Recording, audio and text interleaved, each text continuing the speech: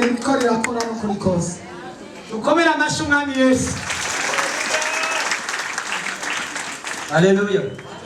Nanjye ndashimira Imana ko yampaye akazi. Yanyishyuye umutwaro nari mfise w'akazi. Ndayishimira cyane. Yabwiye icyubahiro. Yesu ashimwe. Yesu ashimwe kandi. Mumpera amashyi Imana tukanyumvira. Je muri no misi nawe n'ibibazo mugabe wanje nshandavyita vyiza. Kubera mu misi yeze twize kwijambo umukozi w'Imana atwigisha ati tubaki ubu munsi Imana idukingiye urupfu. Naho nje bataraza gusenga ngaha nakuteye ntatwe none ko bavuze ngo dukingiye urupfu baje gusenga ngaho uyu munsi abandi bataje bandi barimo. Njanatembera atwera mu misi yeze ka telefone bari bakantwaye. Umwanya rero ndatembera shika muhira nka saa 2.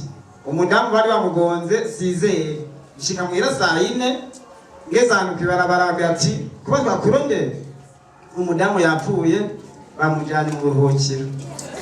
Ncandavuga nti ntaco icyo nzi cyo ndafise umunyu n'isabune umukozi w'Imana yaduhaye.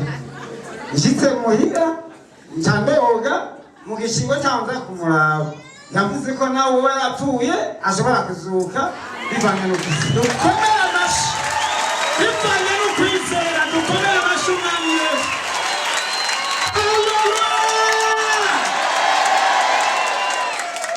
Sinigeze ngira ubwoba na gatoya umudamu yapfuye. Nizeye umunyu n'akawomo kenshi ndoga mu gishingo ciwe ndoga ndaheza umwanya ndiyogeje mu gishingo ciwe. Yego cyane. Iyo nshimira Imana rero uyu munsi ariho. Twari turwaye kwicenda mu nzu. Umukozi wacu arasinzikara, umwacu araduga, ubundi araturemba rwose. Abana nabo bagwaye. Uburyo buranamerana kwanza. Njo cyatinye kujya munsi wakabuye bijya kunda koza ngaha. Mugo naraziba kweshaje kwirabiko iminsi yose samana imbankanura mbandi ku radio. Burya ncanda ndamubwira nti rero kamijyo gaheze. Eka ndaguha umuti kandi wizere uwumwe. Yaramaze iminsi 3 mu nzu. Burya ndawumuha rimwe ndawumuha kabiri umunyu umukozi n'uyu munsi ni mutaraga. Umudamu nawe yansaba kaza ku radio uburyo bwari bwaheze. Telefone tunazo bana gutelefona ko yamaze kuyintwara.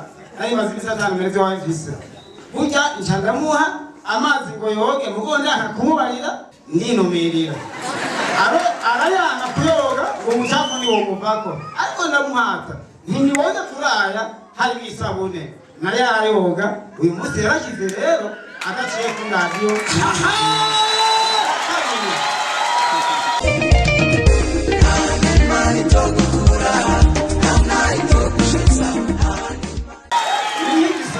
Ariko botekereza mu kumva cyanyuma.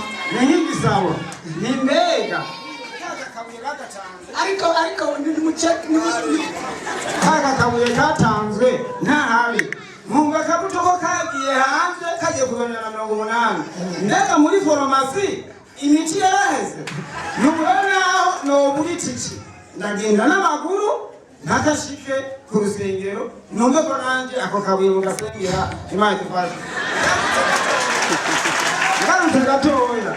Kubera hari utubazo twagize satani manumenga iragiye mu kazi nkora ncafata kakunyo ndibagiwe kugusubiza aho nahora ndawubika. Burya umwana ageze akaza kukoresha amutunye umunyu asaza kuzana wa wundi usanga wose yawuhonze mu nkono. Nilone nabaza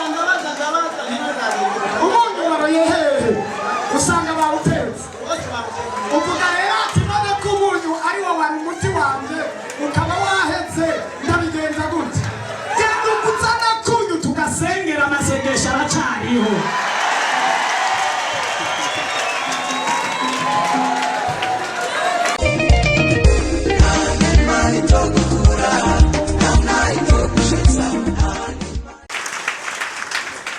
Murakoze cyane kubyereka ijambo. Baje kuramutsa ishengero ryose. Nahuye isanganya. Uye mu murima ndi kumwe n'abakozi bagiye kumfasha guteragira umuceri ariya mu buhinyuza ngira murahabona ariya mu kinama.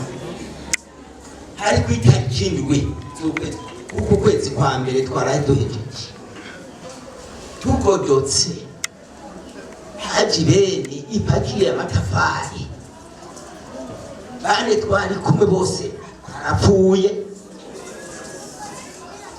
Imana rugira byose kuri babiri tutamugifurege kituziyemo amabuye baje kudutora abandi ari imibyimba mw'ibara.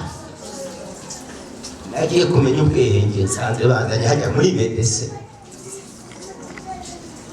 umugenzi maze kugira ubwenge ndamubaza mbega abagenzi ko bapfuye two twahaye Imana iki? komera amashumani Yesu.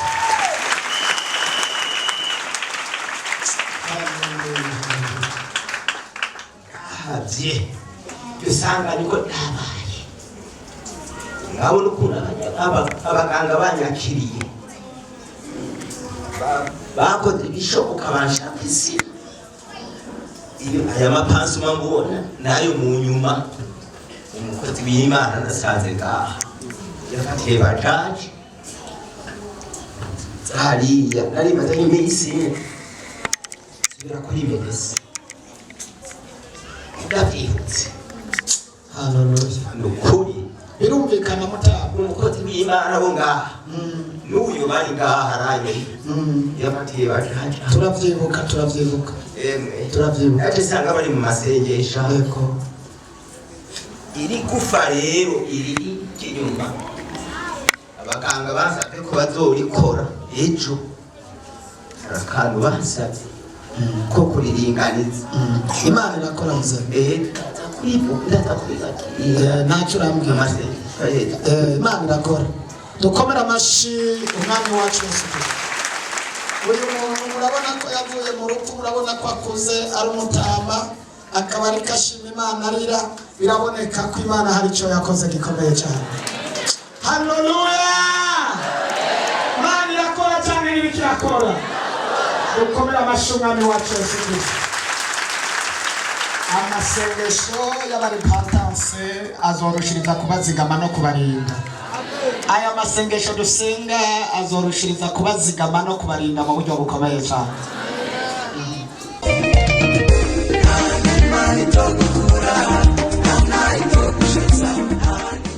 Mwami Yesu ashimwe. Amen.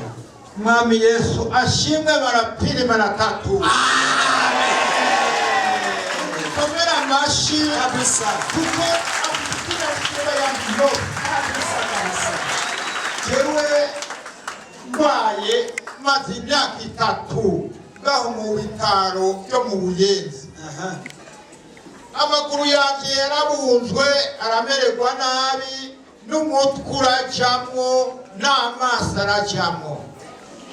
Maze kuza ngaha muri iri shengero mu kwezi kw'indwi narashitse ngaha haheze amahinga 2 umwungere w'Imana arambarira ati erega wewe tegera uhange ijuru wowe ubushobozi bwawe mbona yuko butinjira neza. Narakomeje ndahanga ijuru umukozi w'Imana nk'uko yabimbwiye kugeza ku itariki y'uno munsi ndatanguye kubona neza. Haleluya. Hejuru yuko yambaye kajya kabuyi Kabisa. akagasengera arakama ndagashira mu mufuko ndagashyize mu mufuko naciye ntangura kugira siporo ndatangura kubona y'amaso yari yahumye yari yatobaguritse ubu ndahera hejuru nkabona imbere.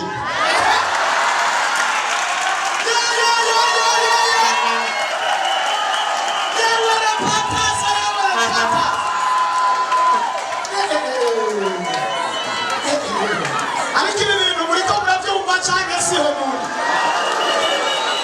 Ariko ishengero murahari? Ndabizi ikibazo hari inyuma ko batariko barabyumva. Babyumvise n'ukuri ko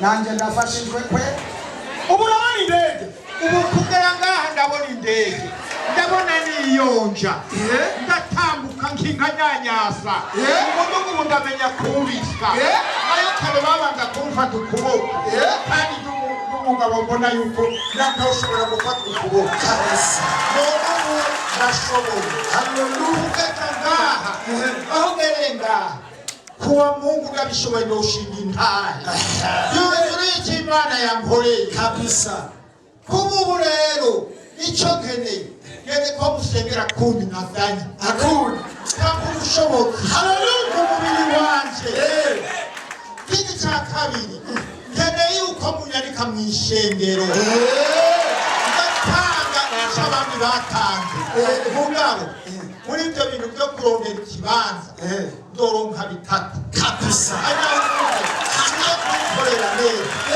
twebwe nabitanze ugenda ubitanga nacyo nabizanye icyo ni uruhara rw'abantu cyangwa mu ruhara rw'abantu ugashira umwami wacu neza uyu yaje guca ubimuhanura kandi uramubona guca umwami kandi ukuri koza ariko mwana yo n'ijuru tugenda cyamwandika yewe tuduze icyubahiro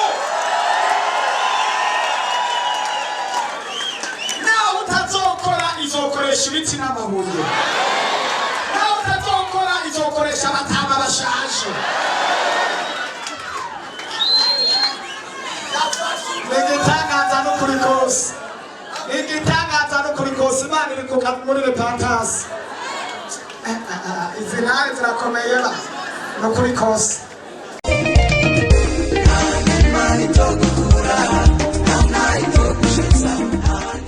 ndashaka gushima Imana naje ngaha muri repentance nijenyene ariko ndashima Imana ko n'umushinganayo wanje yaje hama nkabashima Imana ko namubwira ngo tugira 10 akabona akavuga ati turarubusa ko tutazigira 10 ariko ubuye pastor ayivuga mu akabyumva kabiri hama ndashaka gushima Imana ndabashimire mwebwe abakozi b'Imana shimire mu pastori akagira Imana n'ahaba n'abiwe bose yarafashije gusenga ijoro umwana wanje apfuye yafashwe nyene apaye umudedemura amaso ariko ubuye ni muzima namutelefone acaranyitaba acambwira ubwo nyene garakira natwe turizera umwana acaragira namwe bandi bongera umugisha bwa kirya kimaze imana dutangiye mwarize ubugingo bwacu Imana ibagirire neza amen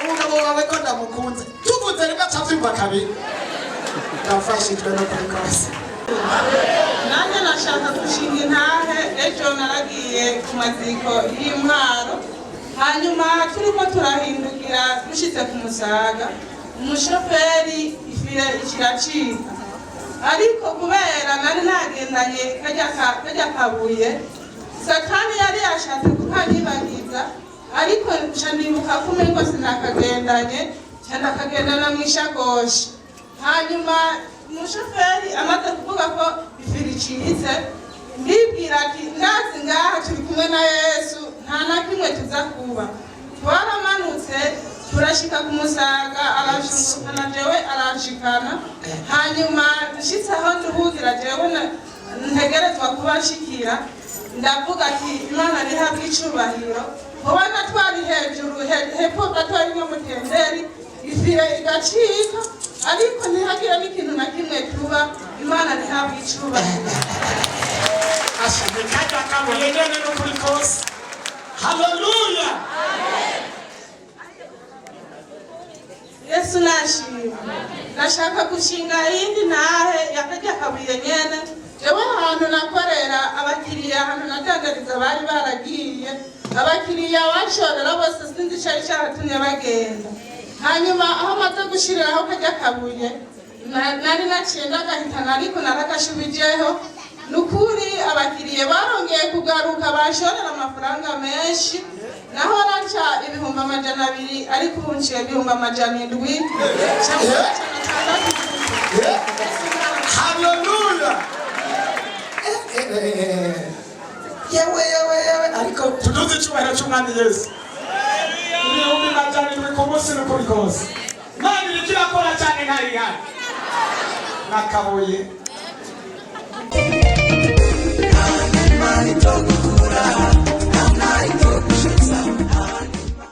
Yesu ashimwe. amen Ndashimira Imana kuba yaranzanye ahantu yego kuko nahabonye Imana.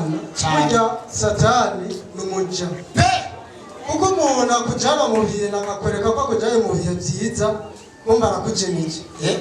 Rero narabaye ngaho umufumu wa mbere natangwe kujako muri 2015. Ukuvuga ico gihe nakorera 300,000 ariko kugera ubu nta n'ibihumbi 100 bwasuye kuronka kuva nkiri kuwo nkija kuwo mufumu.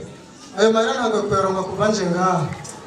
Hama ndashimira Imana uyu mwogera hari ijambo yigishije ku wa gatanu nukuri ryaranyigishije pe rirafashe kabisa. Kuko umufumu cyangwa shetani arakwereka ko ariko akujana ahantu heza, akakwereka ko yari karakujana ariho hambere mugabo ari karakuyobya.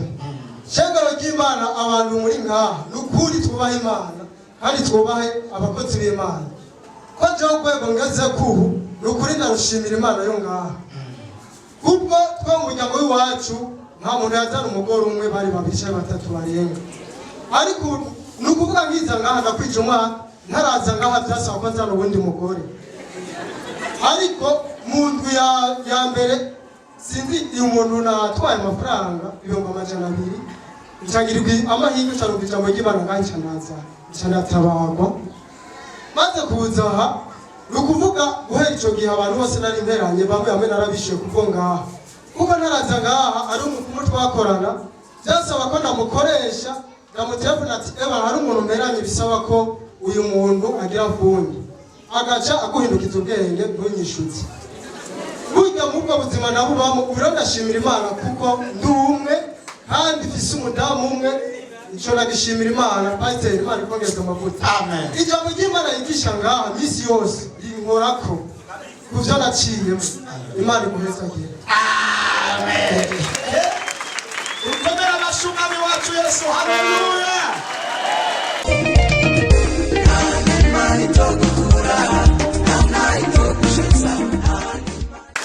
Yesu nashimwe. amen Yesu nashimwe kandi jewe ndo mushitsi wanashaka muganda tsinde ngira umushitsi ngo umusangwa ndo umuntu mvi Ngozi. Jewe ahana hamenye nje kwivuza ama sinzi umukobwa araho yahandangiye ahantu ari nashiki.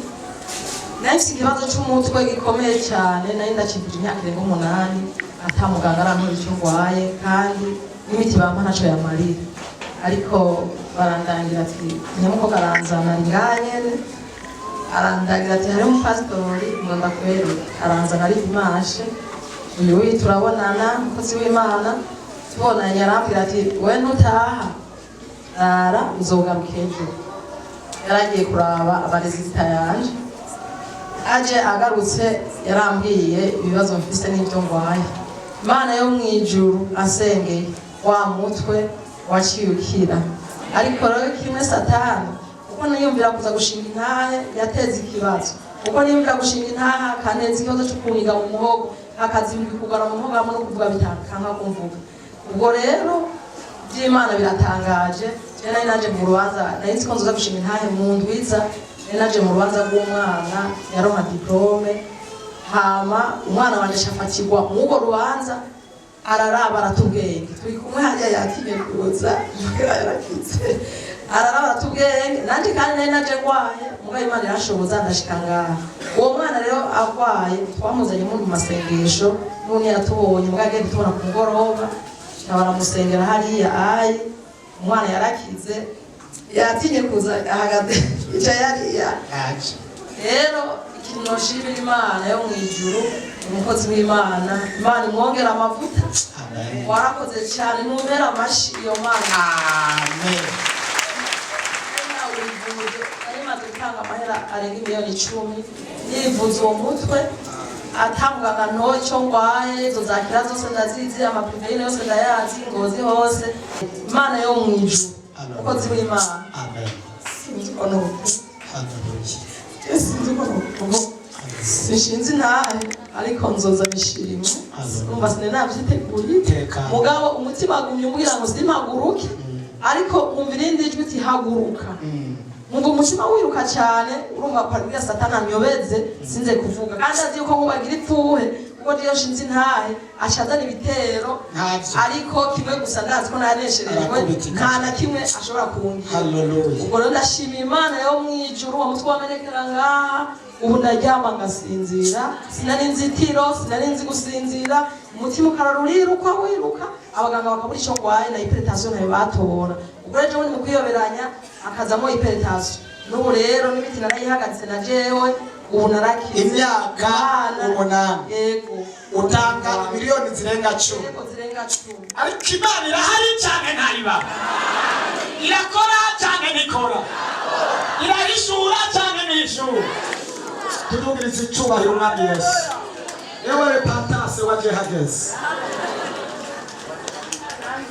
umunyu byamunyu nyene mwari mwadusengeye je naraje ndasenga mucavuga umunyu baragusengera niwe rero naza ndanwa muga hypertension uyi ni sawa uyi nta kibazo hariho n'umuntu yaje agwaye ukuguru mutwari kwa dandazwa amakara hanyuma acavuga ati ukuguru kuranje guhera ku kuguru kwaravyimbye raba mabuja ntihora ndavuga ati reka ndakuvura ndagira mfata wa munyu ndashira mu mazi ariyoza ubundi acara wumwe yaraje bya bintu bica biraza ngo biramujya mu ijoro ukuguru ucakura yimba hanyuma kuraturika kuvamwe ibintu nyene ngo bibi cyane mugabo ukuguru kwarakize yaraje kunshingira intahe arambira ko ukuguru kwiwe kwakize amen gusa umunyu waraheze akunyu karaheze ndaza kuza musengere umunyu niyobuye kariko karakora ibikomeye ingozi amen ego ingozi uzame kenshi ndagasengere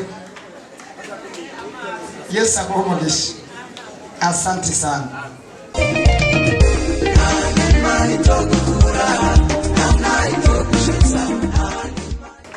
Yesu ashimwe amen Yesu ashimwe cyane nanje mpagaze ngashima Imana umwana umwe dimanche y'itariki 16 naraje ngaha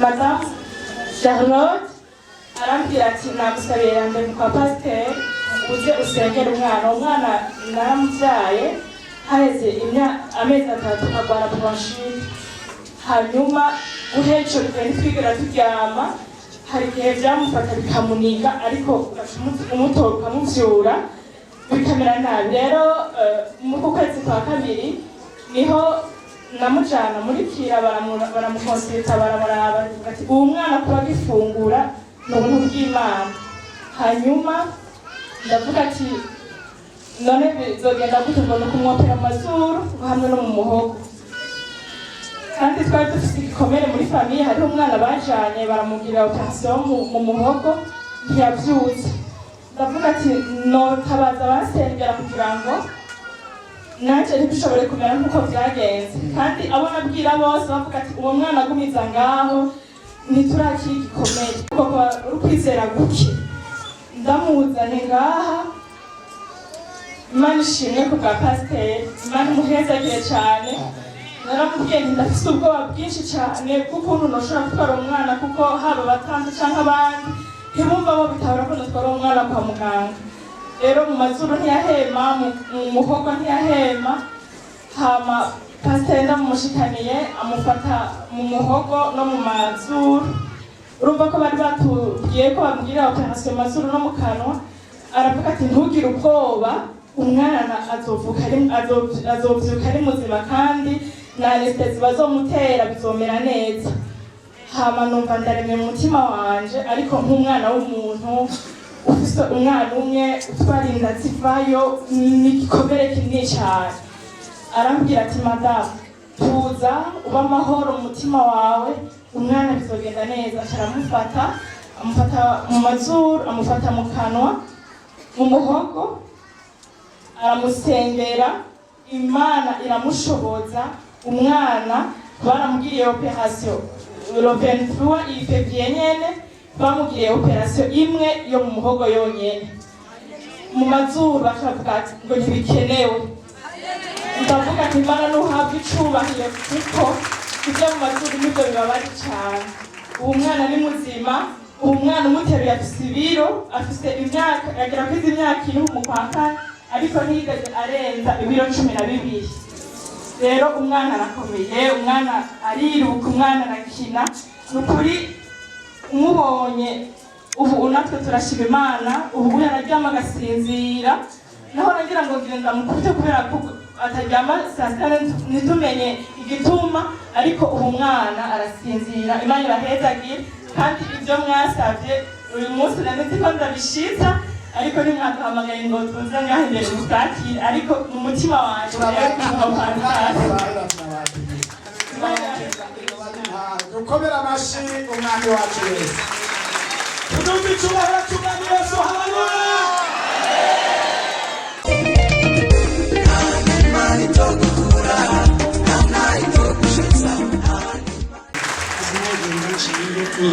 nimaze amezi abiri tudahuza n'umufasha wanje, none aza ngaha kuwa kabiri ndabwira Pastor John Sengera mfise ibibazo, umufasha wanje ntiduhuza.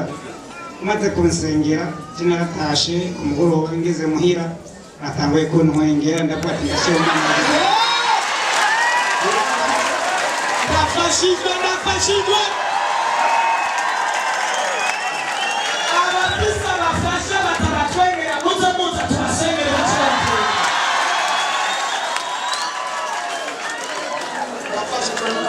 Kurikirana intahe rero. Nakashika mu rugo mfata kabuye, ndakashika simata twaturyama mwijoro, numva umwana ngwega mama ngo na papa ngo mudahuza no kubera iki. Umwana aravuga ati mwana vuga ijambo nyine ry'Imana nkuko bumva. Ngidodo ndino kugufasha kwete ugiye ukazi kwego Imana ikuri aturakoze. Ego umufasha wanje satani ndusha kumumaramaza, ejo avuye gutuma aramugonza n'ikinga. Uwamugonze niwe wabaye umufasha wanje, iratembagaye mugabo naco yabaye Imana yaramurinze. Telefone yarafise barayimutoreye barayimuhereza. Yanje ni Imana yabicyubahira. Ubu bintu ni byiza no gucunga gusa. Imana ni nziza nuko bikose.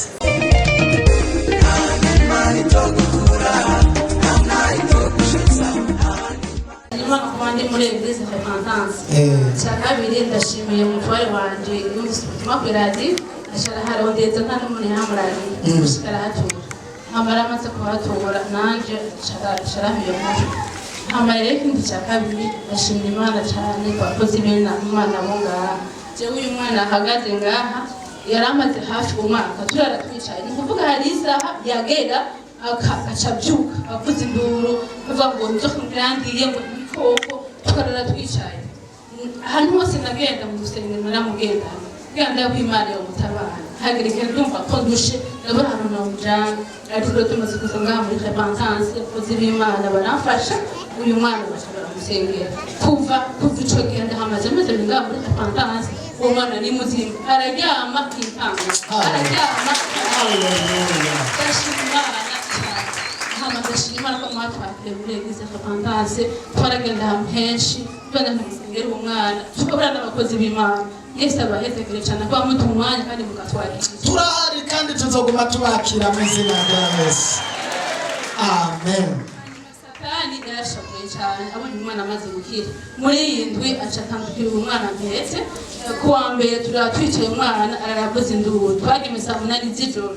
Hanyuma kuwa kabiri cyangwa saa 10 nganje muri Repentance, n'umunsi ni kuwa kabiri irangende. Sinari kuri program. Imana ishimwe acendonka ko nari ndisheshene nari nicaye cyandashikira. Rero uyu mpetse uri umwe twatwaye twicaye imisi ibiri. Ubu ni muzima, umwana ameze neza cyane. Amen. Ndashimiye Pastor yatwigishe deliverance, ikitsiyanyigisho za samedi yesameza kirishana kana bataraziga andira sinazibigisha. Urabasabiye baza kuziga. Dukomera amashyi umwami Yesu. Amen. Yesu ashimwe kandi. Amen. Ngaha nje gushimira Imana kubona yarangije umwana mfise mu maboko. Mardi nararondeye kapunya shushe cyane kandi ari ku muti ubushuhe, ndakarondera ndakabona. Ndabwira pasteur ndamutelefona, pasteur uri mufashe kapunya ndakarondera ndakabona. acambwira ngo ni shetani akakunyaze ejo uzoze ndagusengere ugafise ndagasengere ndazanana n'amazi aramusengera ndagenda ndamuha kakunyu ndamuha n'amazi ariko ndamutwara kwa muganga nk'abakristo mwe ni ukuri muze mwemera Imana naramushikanye mu bitaro ndamuhereza kakunyu arakanywa ariko aramutera n'imiti nuko umwana ntiyafungura kuko yari afise ibintu agwaye mu kanwa nukuri uwo mwanya yarafunguye mbije ko muhereza kakunyu arafungura kandi ashima Imana muri ico gihe sinaraye mu bitaro. Haleluya, amen. Imana nukuri irakora mutemera mwemera nukuri muyemere irakora iri ku kazi. Amen. Muraheza ariko rero satani yagize ishavu uyu mwana acimuteza idayimoni yo aguma arikararira kandi yarakize. Nasubira ivyo akona akazi mu gatoyi reka tukirukana mu izina rya Yesu Kristo w'Umunyanazareti. Mu bushobozi twahawe dayimoni muriza ndaritegeka mu izina rya Yesu, wa mpemu mbiwe y'amarira dayimoni umuteza kurira ivyo abona bimutera ubwoba ndabihagaritse mu bushobozi bw'amaraso ya Yesu, mu bushobozi bw'uwapfuye akazuka ntagasubire kurira uhereye umwanya mu izina rya Yesu Kristo w'Umunyanazareti. Amen.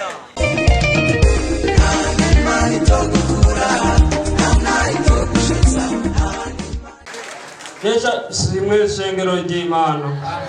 Yesu ashimwe cyane. Aha nanjye mpagaze ngaha imbere yanyu nshaka gushinga intahe kubw'uyu mukozi w'Imana. Jewe nanjye mbona ngaha nari umumwarumogi bikomeye cyane, ariko kubw'uyu mukozi w'Imana ari ku iradiyo naruguruye iradiyo mu masaha 8 ukuvuga ce ndumva ariko aratanga inyigisho nari mejeje kunywa urumogi muri ako kanya. Muri ako kanya ariko aravuga ijambo ry'Imana narafashwe n'ibintu birankubitsa ndi mu gitanda kabisa turagwana, ariko aravuga ijambo ry'Imana ndavuga ati ibintu birakomeye. Bimaze kumva ko bihumuye naciye mera nk'umuntu afise ubwenge ndabura ahantu mvuye yambiranye ndavuga ati aha hantu ntegeza kuja kuraba ivyari vyo kuko je ngaho nari ndahaza ariko sinari bwinjire ngaha ngo mbone ikihakorerwa. Ubw'ivyo rero je nashaka gushinga Imana ku kuntu yavuze ijambo je nkakorerwamo iryo tabi nkariheba kuko je sinigera ntembera ntafise itabi mu mufuko rya reserve no mw'ijoro misi yose nama ndiko ndanywa itabi.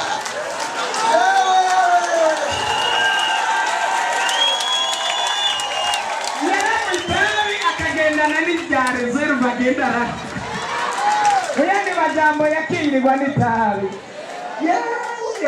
imbyonge zapfuye n'ukuri kose mbega bazimu. Hama rero ikindi nashaka gushinga intahe ndashima Imana kuba yarankijije nkabiheba n'akaborego ubu ni sawa, umutekano ni sawa w'ivyo bintu. Ego hama nagira nshinga intahe kugaka kabuye n'irya noti. Je nari mfitiye umuntu amahera ataho mbonano yakura kuko nta kazi nari mfise. Tuvugana ko nzamuha itariki 2 z'ukwezi kwa gatatu ziragera ntabona hano no yakura, ariko kubwa rirya buye n'irya noti itariki igeze twari twavuganye araza kunyishuza ndamubwira ati tuzoyaguha kwa Mungu kuko nari numva kisanga umukozi w'Imana yavuze ati tuzoronka amahera dimanche. Namoye sanga ya dimanche igeze vraiment nta kazi nari mfise. Dimanche igeze ndaza ngaha n'akabere ndagafise baraduha irya noti jeje nakoze naciye nitahira mu gatondo ko kuwa mbere ndahamye naje numva umuntu amvyura ati ngo naguhe moto uje gukora akazi je kuko nsanzwe ndi mu mutahe ncampora iminsi 3 amahera yiwe mba ndayarose.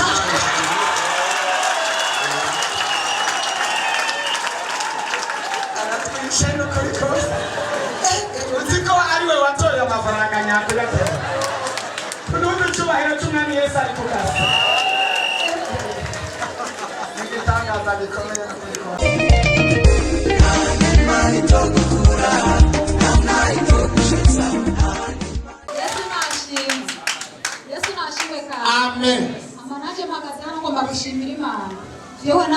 nje aha hantu nahabonye Imana, nahabonye igitangaza gikomeye cyane. Kuvuga jewe nari mfise indwara nagendanye imyaka 35. Naragenze mu baganga batandukanye, ndaja mu masengesho biranga, ariko maze gushika hano hantu nashize amaboko yaramugaye mezi uku muri dushe sinonga, gufungura barinda kungaburira nk'umwana, kwambara barinda kunyambika, ukuvuga ibintu byose barinda kunkorera nk'umwana, ariko ubu ndashima Imana amaboko yanje yaragororotse. Ukuvuga nashize narirabulaniwe ntari umuntu nsa nawe, ariko murabona uko nsa neza. Imana yangiriye neza cyane, ndashima Imana rwose, kandi naciye numva mfise imbaraga, numva mfise kuba noba muri mwebwe. Nanjye ndashima Imana, ngiye kuba muri shengero bitare Pandasi. Haleluya! Pandasi yaje hageze.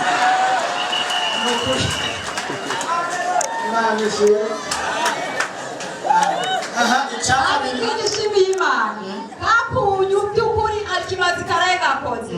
Jewe bari kunkuramo iryinyo, ariko nibuse kunyaho kandi ndagashiramo.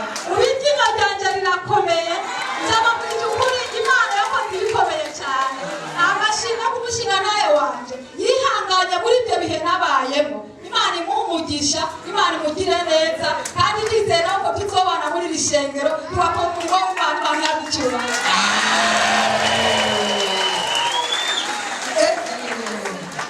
Uwo yaje ari kimuga kweli, umugabo wiwe niwe yabanje ko. Bege yaje ubwa mbere ari umugabo wawe. Aha. Ariana. Kabisa.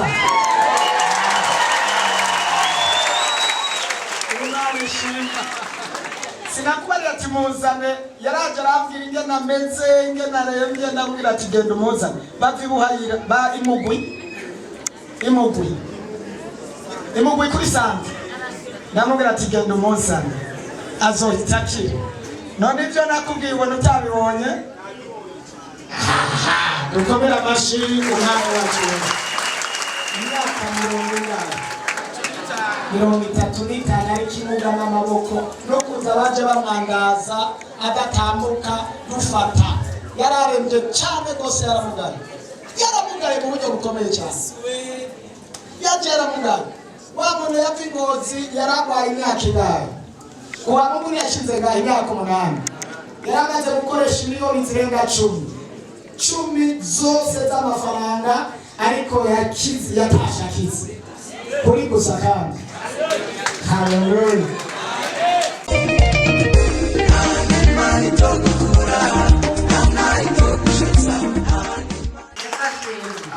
Yafashimwe kandi jewe nukuri kubona mpagaze ngaha n'ubuntu bw'Imana.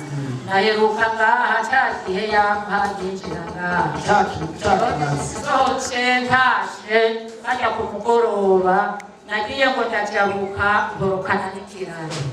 Ikiraro kirankorokana ngwa mu mwobo, uye mu mwobo bankuyeyo banteruye, baranjana kwa muganga ngo bagira bamvure. Baransonya amaso hose barasona ngo yonde tumuvura yapfuye. Barekezaho ku gitanda umagaho.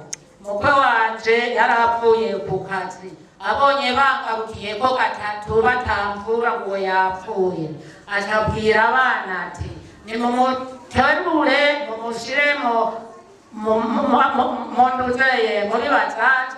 Jewe nanje ndagiye je kurondera abantu bamuterura ku nderuzo. Hama rero mukwe wanje aragenda, abana banje baranyezayeza, barashikana bashira muri bazaze, bashikana aho basize inderuzo, baca banjana muhira baryamikaho. Baryamiceho mukwe wanje akorera kuri besereza. Jewe ngira nza mukurikirane, niyahwera ntazoba ari jewe. Nukuri kuko ico gihe kugeza uno munsi nsohoca uno munsi ndasabye umutwe kwibuye, sinumva ibyo bavuga, sinabyumva. Nukuri nshimira Imana mwe mwasenga mwasenga kw'iradiyo hajya isaa 8 mwasenga mwaguma musengera ni ukuri Imana ibahezagira ariko ubu sinumva mu mutwe nakubwira ibintu sinabyumva rero narinde ngo musengere ku izina ry'Imana. Ugiye kubyumva ku izina ry'Imana reka tugusengere ku izina ry'Imana ubyumve mu izina rya Yesu kw'iryo zina ry'Imana avuze yamuremye turamusengeye kugira ngo atangure kumva ibyatuma tumva reka byumve mu izina rya Yesu Kristo aya matwi ndasengeye mu izina rya Yesu reka zibuke mu izina rya Yesu reka zibuke mu izina rya Yesu nazibuke mu izina rya Yesu reka zibuke mu izina rya Yesu mu izina rya Yesu mu izina rya Yesu mu izina rya Yesu mu izina rya Yesu mu izina rya Yesu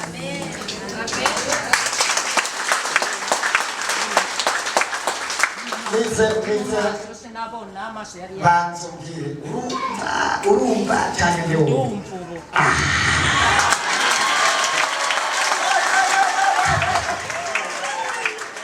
reka mvuge gahoro gahoro numve ko byumva none ubu urumva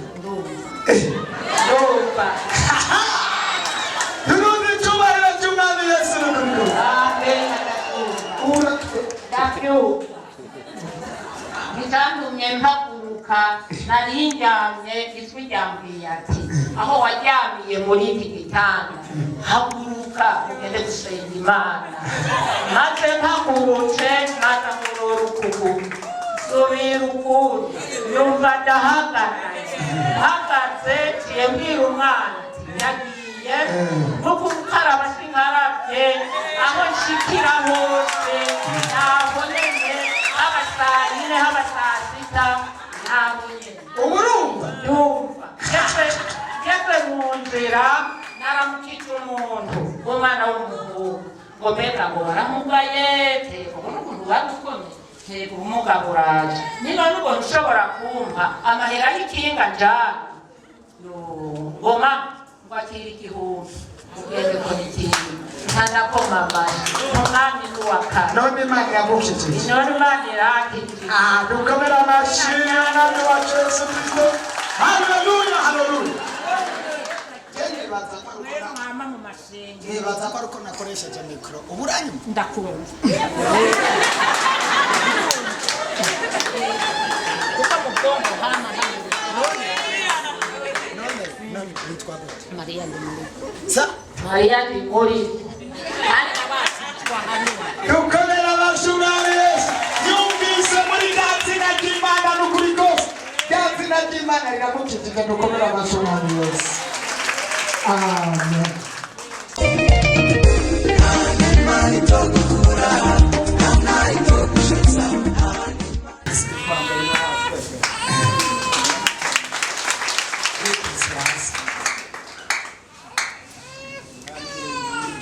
yarakomeye neza n'ubibanga gikomeye Imana nikomera cyane tubikomera amashyi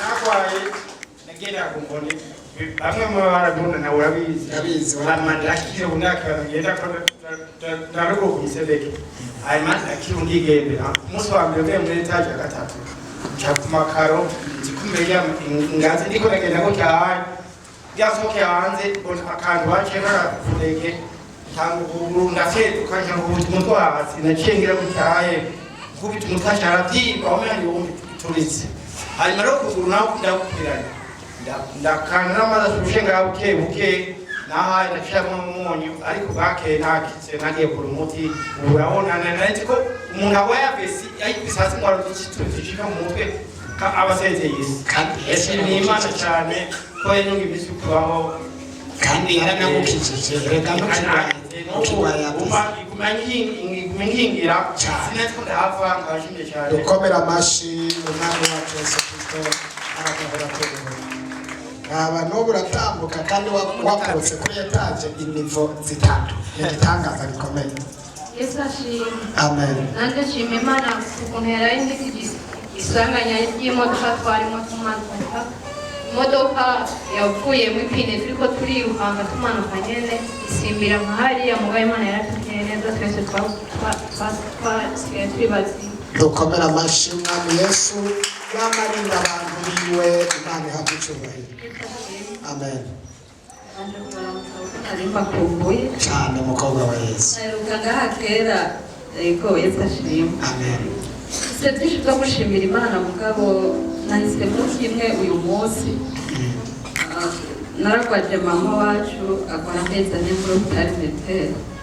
Hanyuma dusaba uburyo bwinshi mara igihe kinini ndi kumwe nawe nasezeraniye Imana yuko nimuhiriza ubwanjye novuga ko yagize yavese agira yavese afite imyaka 35 atakintu na kimwe komotseho heza amezi abiri batubwira abaganga ngo reka afite n'inda y'amahasa atarazi ari pararize ukuguru kw'iburyo n'ukuguru kw'iburyo umva ko byari bigoye twamusunika kuri chaise roulante gushika no muri toilette mpagaze hano ngo shimira Imana yo mu ijuru kuko yarahabaye yarashoboye guhaguruka kugura akagukwega buke buke ukuboko niko kutarahakunda ariko twaravuye mu bitaro aziga gusubirayo vuba agiye kwibaruka kandi baratubwiye ko bizogenda neza. dukomera amashyi. nari ndi kumva akanya kuko nari nagombe gutaha kare Imana nasanzishika nabishimwe nayishimiye ariko ndafite abantu bambaye hafi babasenzi numvise ko ntokwirengagiza hari Regina na Reverie n'undi mudamu ntazi babaye kwizamu batonze kenshi muri hôpital militaire ari nabo na telefone rimwe bakanyemerera ko baza ngira no kwidodoma nabyo ndabisabiye imbabazi ndashaka Regina niba ari hano ashike hano akagafanta bagasangire barabaye kwizamu Imana yumve ko ndabashimiye.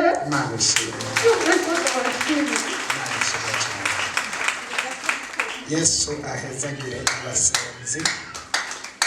Turiko turavuga ko abasenzi bakwiye kwiyongera kugira ngo bace umugisha kubera twebwe dufatirwa n'ibikorwa byinshi ntibikitworohera ariko turakeneye ko uyu mugwi w'abaregina waroyeho kugira ngo turafasha abantu barasanga abantu mu bitaro barakorera mu mihana abantu bagwaye mu mihana hirya no hino uri kurakora cyane biraboneka rero ko aba bantu nawe ukwiye kwipfuza kuba mu uyu mugwi kugira ngo rushirize kuturafasha nabone bitaro ubu hari ababa ariko baturondera muri MCMC muri hôpital militaire muri wakarede hirya no hino bikagorana ariko mugiye murakora cyane mwoza murafasha abantu bagakira impande zitandukanye arakenewe rero umugwi nk'uyo w'abantu benshi apana 10 abantu nka 50 kugira ngo abari mu gisagara bari muhira bari mu bitaro tubasangeho bose batabagwa.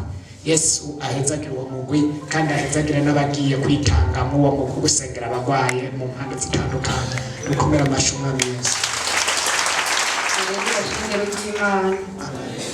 Kandi mpagaze ngaha nshima Imana itangaza yankoreye nari mvuye ahantu turi mu muduka amatwiko turagenda tugera ahantu mituka dusanga muduka turimo dusanga hari ambutiyaje uwo muduka usanga ambutiyaje urahagarara amubuji nyuma yawo turaza uzadiregite turaguseka winjiyemo abo twari kumwe muri twebwe dusetswe bamwe baravunaguritse amafyigo abandi baravunaguritse amaguru abandi baramerewe nabi cyane gose gushika naho uwo mudugu ca wiyugara umuryango burya mu gupfa muri uwo muduga kandi ari twebwe dusetswe bandi kuducisha mu madirisha badukwega bari mu rugo hanyuma gushika naho uwo nabo bari udusetse n'umusheferi yari muri wowe abantu bari kumwe baramerewe nabi gose gushika naho bamaturanye iyo miduga yamatanye basanga wowe yamaze gucika amaguru yose ariko ico noshima umukama Imana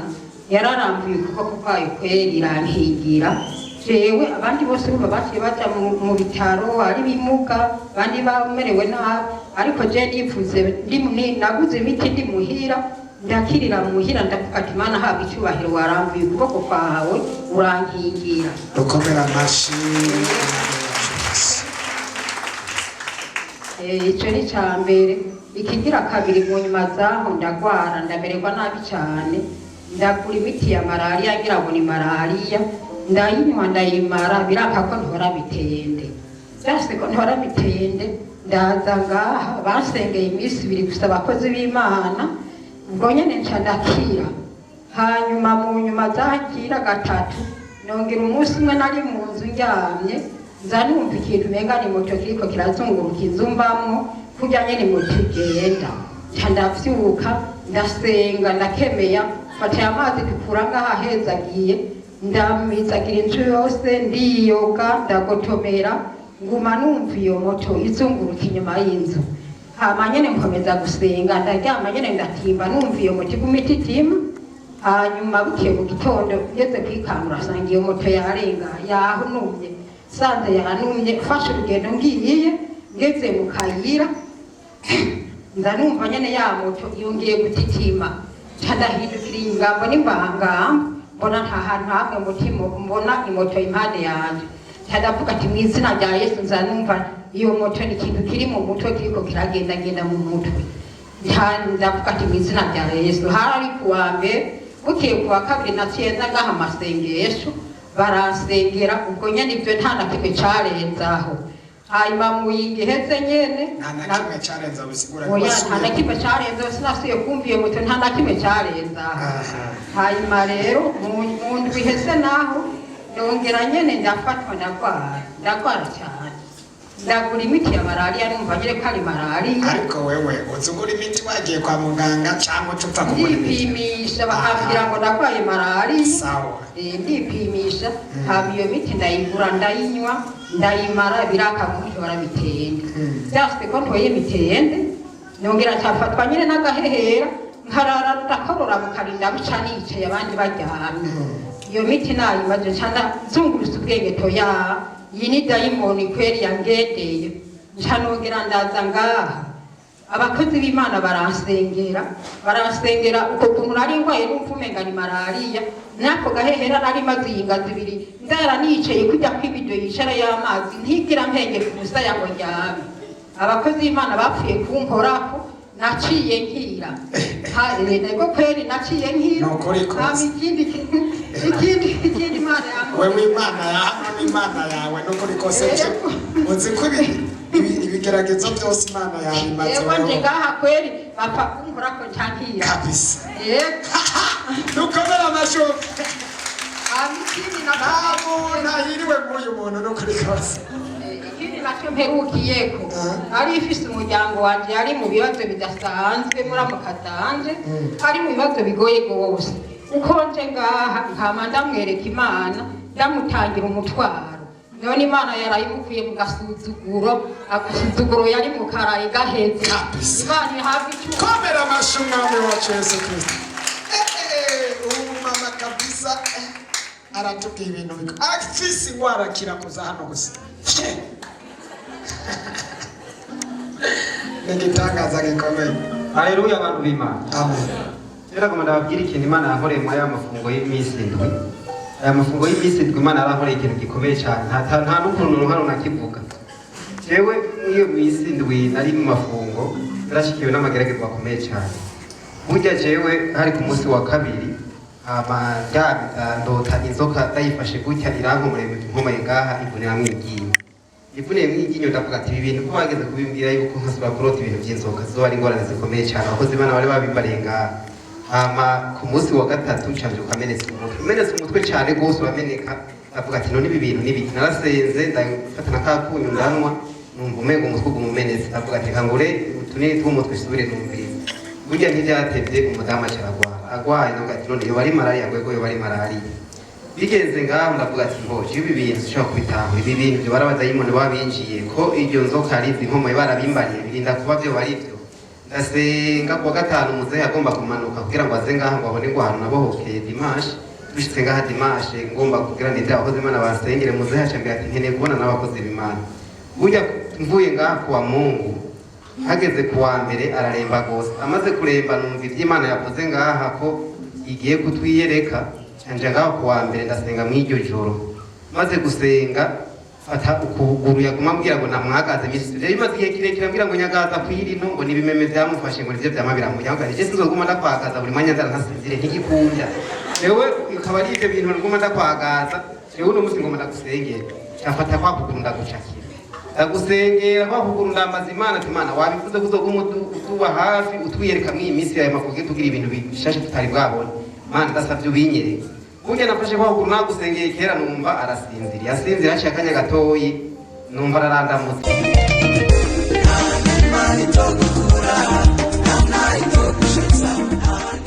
kimena kimwe ngumutwe amenetse cyane fata umupira nawe nambara ndawakira ndamufunga neza ndatubika ngo tubika gose gisaba cyane ikora kuri ka gasabune nako nca ndavuguta erega abantu b'Imana nakubise kuri wa mutwe yo kubise kuri wa mutwe ibintu Imana yakoze n'ibintu bikomeye cyane nasize kuri wa mutwe bica bitangura kuvuga bitanguye kuvuga ndasenga gose ngo naho wogira gute ngo twege ntitumusiga ngo aranutse ngo twari unyana vyibushe kuguma wishima ngo ufise umugore avyibushe turamujana ndavuga ati muri bangahe mwumva ko mu mutwara ngaha ngo turi 105 ngo kandi tumaze iminsi ngaha mu biti ngo nawe kandi muvuge ngo barungitse muvuge mugenda neza kandi mugenda mukubise sawa uwamurungitse burya maze akanya gatoyi barambwira ngo nta n'umukozi w'Imana wo mu telefone ngo turaza guca bikora kuri pasiteri ngo twamusinzirije n'ikarabana ugikira Imana yakoze ugikira Imana yakoze nafashe telefone ndahiga inomero ya telefone mbona gatatu ntiyitavye ndavuga ati Imana nukuri nkore ikintu ntari bwigere mbona burya pasiteri yasharita arambwira ati bimeze gute ati bashe twasenze kera barakubiswe barasha baravuga ko batazogaruka ngo umugabo ngo twigora ngo mwitiro nukuri ikintu Imana yakoze n'ikintu gikomeye cyane imaze kunkorera ivyo bintu bona arasinzire ngo biraheze baje gusenga arambira ngo sohotse hanze kudaho asohotse hanze kudaho n'ukuri umuntu muzima hamwe no kuvuga ngo yagize gute birasubira biragaruka biravuga ngo ubu tugenda tumujanye iyo cyarashikana ashikaye n'ukuri neza na neza nta kintu nakuvuga ngo aragaruka ndasenga Imana avuga Mana n'ukuri uri Imana pasiteri kandi ndazi neza ko pasiteri wamuziza umwizera umukozi wawe ndazi ko tudatekeranye ibyo dukorera ibintu n'akanijyanye murakora uyu muntu ndashaka gutwarwa n'abadayimoni nimba ari umukeneye azi wawe ko umubiri wamuhaye ukeneye kuganza nukuri ibintu Imana yakoze n'ikintu gikomeye cyane aha numva nezerewe cyane nukuri ubu rero ngaho yarakize Imana ishimwe ukomera amashi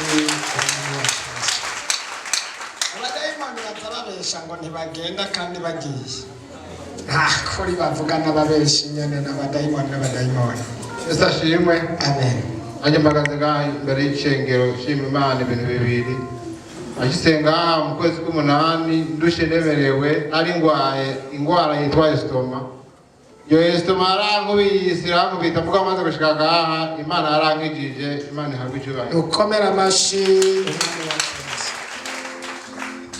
ikindi kigira kabiri mu mitwaro twasengeye ku ipasika imitwaro ibiri yarishuwe Imana ihabwe icyubahiro amashi menshi kuri Kristo Yesu Haleluya amen Yesu ashimwe amen nanje mpagaze ngaha nshimira Imana nari mfise inda y'umwana yari imaze kurenga ku iminsi ndagira ubwoba narondera inomero za pasiteri ndamurondera maze kumurondera ashahita mwarimu Olive amubwira ibibazo by'iwanje ashambarira ngo uragenda kwa muganga bamenye icyo bagukorera nagiye mbabwigemure atakintu na kimwe numva mpagaze ngaha arashima Imana ko yampaye ikibondo gikomeye amashi menshi ku mwami Yesu yarakoze Yesu nashimwe amen nimumfashe dukomere amashi Imana mukabamukora mpagaze ngaha nshimira Imana ngaha nahaje umunsi batangura gutanga ujya munyu n'urubuto hanyuma ndasenga ubwa mbere n'ubwa kabiri ndagaruka ubugira gatatu ndiko ndumva intahe ngaha nanje nari mfise igitero c'abadayimoni nari ngwaye igihe kirekire hanyuma rero ndiko ndumviriza intahe numva mpwemu yararambwiye ngo kurikira ujya mukozi w'Imana nawe agufashe gusenga aho rero mpwemu w'Imana yambwira pasiteri hanyuma ndamurondera uwo munsi aca amfungira ko ntiyashikiriye ndagaruka kuwa kabiri ninjiye mu biro ntaguye kuvuga abadayimoni baca batangura kunkubitira imbere yiwe sinamenye ingene abasenzi banteruye banjana kunsengera byari ibintu bikomeye cyane mugabo ndashimira Imana yo ishobora byose yarankijije bansengeye iminsi mikeya ubu abadayimoni barataye barahunga ndashimira Imana yo mu ijuru yankuye kwayo magorwa nari naragowe bantu b'Imana nari nararushe cyane nimwongera amashyi Imana Amen. Wacu Yesu Kristo. Amen. Abazi ko Yesu atabara mufashe dukomera amashyi Imana. Haleluya. Yabamagaze ngashimira Imana ibitangaza Imana yankoreye kuva mu 2018 nari ndi mu bitaro kuri Preselesia kugeza n'isaha Pastor namutapye ku radio saa 8 joro ndamubwira nsengera nje ngwaye ukugunda kumara imyaka myinshi aguma hava y'inyo aransengera ati we mwana wa mama ni wihumura ugiye gukora ati genda senga cyane Imana izogutabara uko yibuze kwabaye uko nyene natanguye ku telefone amaze guhumwaka kuri Preselesia hari y'urunyo haguma hava y'inyo kuguru paguma kunya sinigira ndonka amahoro yo gusinzira sinigira ndonka narara nicaye ntirirwa nicaye ariko kuba tanguye kunsengera ubu narakize naratoye imitende Imana muyimpera amashi cyane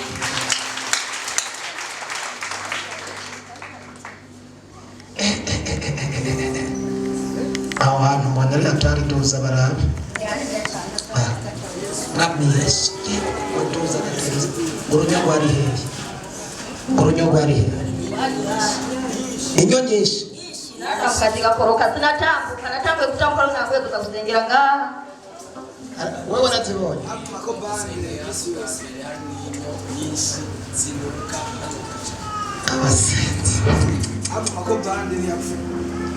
ego aha ntabonye ababyeyi nahabonye Imana aho ntabonye umuryango nahabonye Imana mumfasha dutuze icyubahiro cy'Imana ukimuyinga sinigeze sinagira n'umuntu umwankurikira sinagira shinge na rugero naguma nzirapfa pastor nsengera kuri radio Imana yaguma ikoresha abantu mu ndababona sinigeze mbura umuti simugeze mbura n'ikintu na kimwe mumfashe tugize icyubahiro Imana nta mwana w'umuntu yo gutabara cyari Yesu Kristo wenyine yo atabara nta mwana w'umuntu uzigera ugira ngo ukora iki atari Imana mukozi wayigukorere jewe kuva ninjiye mu 2018 nta muntu n'umwe wacu yigeze angerako nta n'umuntu umwe twari kumwe mvuka hasi muyinga muri komine Gashobo nta muntu n'umwe yigeze angerako mugana nta muri kiganza cy'Imana mbona kwambara mbona kumererwa neza akakabiri kose nagatoye pasa atanguye gusenga nta muri nibigere ngira na butoyi kwambara natanguye kwambara basari basenge yambwa ati nta Imana izokwambika izobwira neza nagiye mbona ikiganza cy'Imana abuzi nayo yaje Imana bahezagire kuva mu 2018 nakoresha inusu y'umunyu misi yose yamba kuno kuguru ariko Imana yafashe umunsi wa gatanu ariho nasohoka ibitaro nararose nahomba muduze icyubahiro cy'Imana haleluya haleluya haleluya ariko Imana irakora cyangwa ntikora irahari cyangwa ntayihari ariko abantu ntitukwiye kwemera Imana tusubire tuduze icyubahiro cy'Umwami Yesu zigenda inyo nyinshi zigakoragurika zigenda imiti kumbure bikananirana mugaba amasengesho akica inyo ziri mu muntu amasengesho agatuma inyo ziri mu muntu zita hakuma tudoze icyubahiro cy'Umwami Yesu haleluya haleluya reka duhaguruke rero turangize tuze n'izi ntaye twumvise zikomeye ndamushimiye ndasubiye gutanga icyubahiro iyi ntahe turangirije kiratwubatse iradukuye ahantu idushikanya ahandi naho twari twafashijwe n'amajambo menshi n'ubu dusubiye gufashwa uko ndigusha none rero nyaguhora ku ngoma n'uhabwa icyubahiro n'ubundi yari afite indwara mwaka kanya abona umenga ntizigishoboka yizere ko yamutabaye mu myaka irenga 4 ariko ukaba umutabaye muri iki gihe atanguye gusengera hano amenya amakuru ya hano agatangura kuzaraza ukaba umukijije Mana warakoze ku bwa repentance warakoze kubwo waduhaye iradiyo tuvugira ko ikumva n'abantu bose bakumva intahe zitandukanye warakoze kubwo ibitangazo uriko urakora nushimwe nuhabwa icyubahiro tugiye gutaha rero ujane natwe hanyuma uzasubire kuduhuza ku munsi wa Mungu turi bazima kandi umunsi uze kugurura amatwi y'abantu uze kubakonekita kuri radiyo kugira ngo abagwaye barushize gutabara. Urakoze kuri nyishu, imbabazi n'ubuntu no kuri n'amahoro n'umugisha bane natwe mu izina rya Yesu.